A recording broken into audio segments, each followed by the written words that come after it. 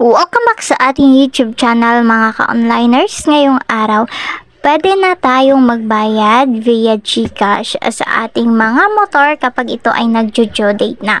So, yung kinunan ko kasi is Santo Niño de Cebu Finance Corporation.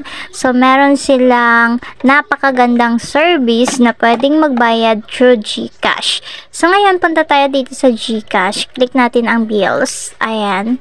And then, dito hanapin natin yung loans. Ito siya mga ka-onliners. Para lang tayo nagbabayad ng utang, di ba? Loans. And then, pag na-click mo na si loans, isi-search mo lang yung mga company ng motorcycle na pinagkunan nyo. So, yung sa akin is Santo Niño de Cebu Finance Corporation. Ayan. So, make sure na merong GCash payment yung inyong mga motorcycle na company ng motorcycle na pinagkukunan nyo. So, dito unang-una yung exact amount ng ating babayaran. And then, dito naman, ilalagay natin yung ating account number.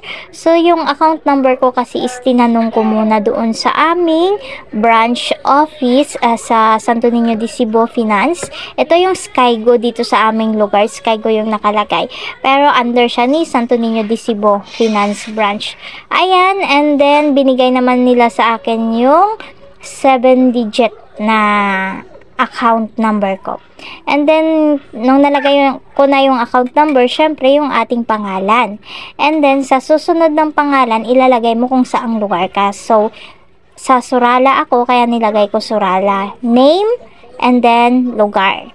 Ipagsama nyo lang. And then, email address. Then, dito, i-click lang natin yung next. So, dito, double check lang natin yung ating 7-digit account number. So, nakadepende kung ilang account number yung meron kayo. And then, confirm natin.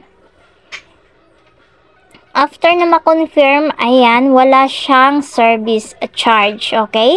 Napakaganda niya lang kasi zero service charge talaga siya. So, ang mababawas lang sa aking payment is 2,506 pesos. Yun lang mga ka-onliners. So, thank you for watching. Sana'y nakatulong itong video na ito mga ka-onliners. Don't forget to click subscribe button para sa marami pang video.